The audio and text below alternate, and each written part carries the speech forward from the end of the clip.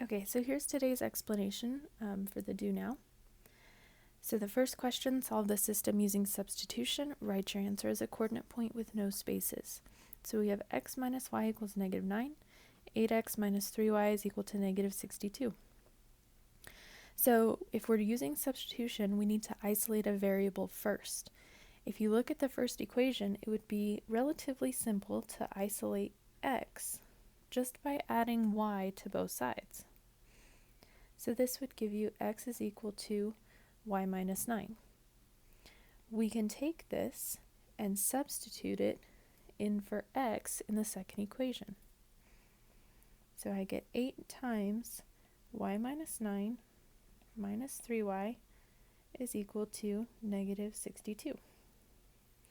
Distribute the 8. 8y minus 72 minus 3y is equal to negative 62.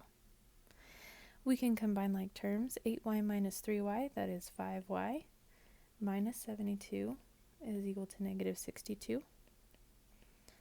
Add 72 to both sides. 5y is equal to 10. Divide by 5. Y is equal to 2. So I can take that value and I can plug it into either one of the original equations. I'm going to use the first one because it's a little bit easier. So x minus 2 is equal to negative 9. Add 2 to both sides, and x equals negative 7. So your coordinate point is negative 7, 2. The second question says, does the following system have one solution, no solution, or infinitely many solutions? So if it has one solution, that means that you can actually solve it and you get a coordinate point. If it has no solutions, that means that it is a false statement.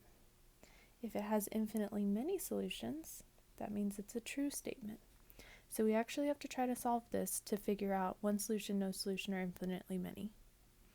So if I were to isolate a variable, it looks like in the first equation, x would be the easiest to isolate. So if I divide by 2 on both sides, I would get x is equal to 8 minus 4y. I can take that and substitute it into the second equation there. So I have 8 minus 4y plus 4y is equal to 25. Negative 4y plus 4y, those cancel, that equals 0. So we have 8 equals 25. That is a false statement. Therefore, this has no solution.